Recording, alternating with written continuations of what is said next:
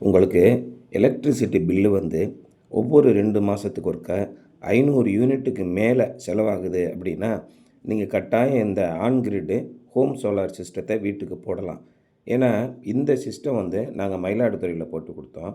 அவங்களுக்கு வந்து bank loan வந்து ஒரு 15 நாள்லயே சேங்ஷன் ஆகி வந்துருச்சு. நல்ல உங்களுக்கு சிபில் ஸ்கோர் நல்லா இருக்குது.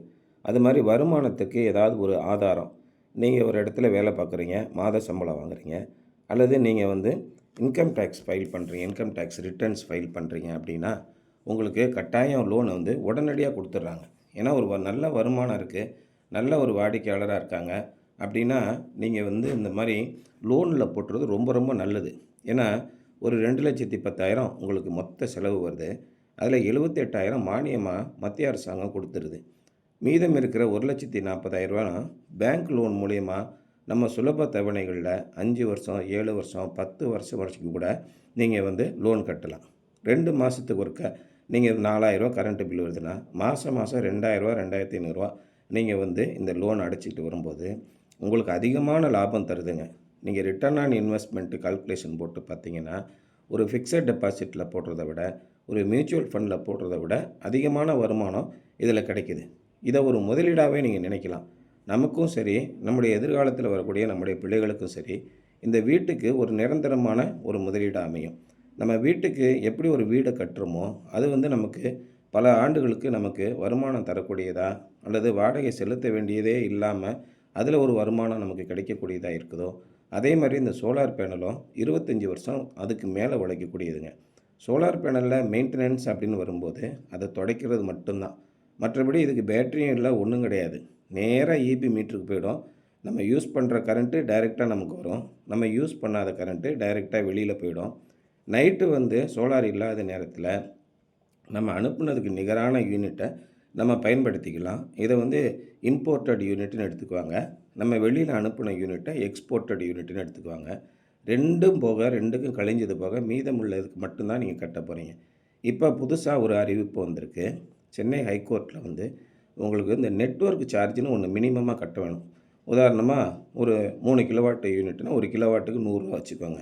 அப்போ 2 மாதத்துக்கு ஒருக்க மினிமம் சார்ஜ்னு ஒரு ரூ. 300 கட்ட வேண்டியிருக்கு. கரண்ட்டு பில்லு ஃபுல்லாக நம்ம ஜீரோ ஆக்கிட்டாலும் அதுக்கப்புறமும் நம்ம வந்து என்ன செய்ய வேண்டியிருக்குன்னா, ஒரு மினிமம் சார்ஜ் கட்ட வேண்டியிருக்கு. இந்த மினிமம் சார்ஜையும் கம்ப்ளீட்டாக நிப்பாட்டிருங்க அப்படிங்கிற மாதிரி ஒரு தீர்ப்பு வந்திருக்கு.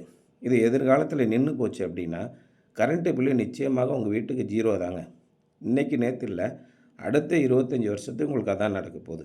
உங்களுடைய பயன்பாட்டுக்கு தகுந்த மாதிரி இந்த ஆன் கிரிட் சிஸ்டத்தை போடும்போது ஒரு 1000 யூனிட்டு 2000 யூனிட் வருது அப்படின்னா, நீங்கள் ஒரு 5 கிலோவாட்லேருந்து 7 கிலோவாட் போடுங்க. சார் 2 மாதத்துக்கு ஒருக்க எங்கள் வீட்டுக்கு பில்லு மட்டுமே 3000 யூனிட்டுக்கு மேலே வருது, 28,000 30,000 பில்லு கட்டுறோம் அப்படின்னா, நீங்கள் 10 கிலோவாட் போடுங்க. கரண்ட்டு பில்லு நிச்சயமாக ஜீரோ தான் வரும். இன்றைக்கி தேதியில் நெட்வொர்க் சார்ஜ் அப்படின்னு வரும்போது 10 கிலோவாட் அப்படின்னா ஒரு ரூ. 1000 கட்ட வேண்டியிருக்கும். ரூ. 30,000 பில்லு கட்ட வேண்டிய இடத்துல வெறும் ரூ. 1000 தான் கட்டுவீங்க. இந்த ரூ. 30,000 பில்லை குறைக்கிறதுக்கான முதலீடு வங்கி மூலிமா உங்களுக்கு வந்துடுது. அதனால் மொத்த அமௌண்ட்டை நீங்கள் போட வேண்டியதில்லை. அதுலேயும் பார்த்தீங்கன்னா ஒரு 78,000 80,000 உங்களுக்கு மானியமாக கிடைக்கிது. இப்படி பல்வேறு விதங்களில் நிதி உதவியும் கிடைக்குது. இது ஒரு நல்ல முதலீடாகவும் அமைஞ்சிருது. நம்ம வீட்டுக்கும் பார்த்திங்கன்னா நமக்கு தேவையான கரண்ட்டை நம்மளே உற்பத்தி பண்ணிக்கிறோம். இன்றைக்கி புவியில் இருக்கிற வெப்பமயமாகுதல், நிறைய அணுக்கரு நம்ம வந்து மின்சார நிலையங்கள் வருது. இன்றைக்கி வந்து அனல் மின் நிலையங்களை விரிவாக்கம் செய்ய வேண்டியிருக்கு. தேவைகள் அதிகமாக வருது. அதனால் ஓரளவுக்கு முடிஞ்சவங்க ஒரு நடுத்தர வர்க்கத்தினர் எல்லாருமே 1,00,00,000 குடும்பங்களுக்கு இந்த சோலார் போடணும் அப்படின்னு சொல்லிக்கிட்டு இருக்காங்க. இந்த மாதிரி ஒரு 1,00,00,000 குடும்பங்களுக்கு நம்ம வந்து இது மாதிரி சோலார் போட்டாலே மின்சார தேவை வந்து பெருமளவில் குறைஞ்சிரும். பகல் நேரத்தில் பயன்படுத்தக்கூடிய மின்சாரங்களை எல்லாம் நம்ம சோலார் மூலயமா உற்பத்தி பண்ணும்போது நமக்கு ஆகிற செலவும் குறைஞ்சிரும். நமக்கு உள்ளபடியாக ஆகக்கூடிய மின்சார கட்டணத்தை நம்ம ஜீரோ ஆக்கிட்டு போயிடலாம். இதுக்கு முதலீடும் பார்த்திங்கன்னா, நீங்கள் சொல்கிற மாதிரி ஒரு 3 வருஷத்துலேயே நம்ம போட்ட முதலீடு நம்ம கைக்கு வந்துடுது. நம்ம சிஸ்டம் தொடர்ந்து உழைச்சிக்கிட்டே இருக்குது. அப்போ ஒரு 20 வருஷம் உழைக்கும்போது நமக்கு பெருத்த லாபம் கிடைக்கும் இதில்.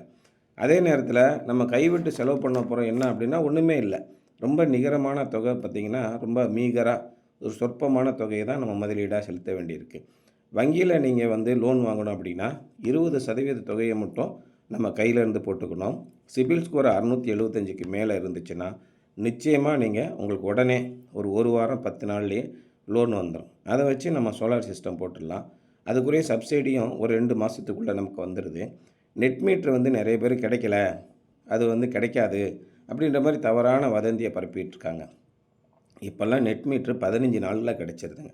எல்லா மாவட்டங்கள்லேயும் கிடைக்குது. மெட்ராஸில் மட்டும்தான் கிடைக்கும், மற்ற கிராமங்கள்லலாம் கிடைக்காது அப்படின்னு சில பேர் ஈபியில் இருக்கிறவங்களே கூட சொன்னாங்க சார் அப்படின்றாங்க. அந்த மாதிரிலாம் கிடையவே கிடையாது. எல்லா குக்கிராமங்கள்லேயும் நெட் மீட்ரு சர்வசாதாரணமாக கிடைக்குது. எல்லா இடத்துலையும் ஸ்டாக் இருக்குது. அதனால் தைரியமாக நீங்கள் சோலார் போடலாம். கரண்ட்டு பில்லை 0 ஆக்கிக்கலாம்.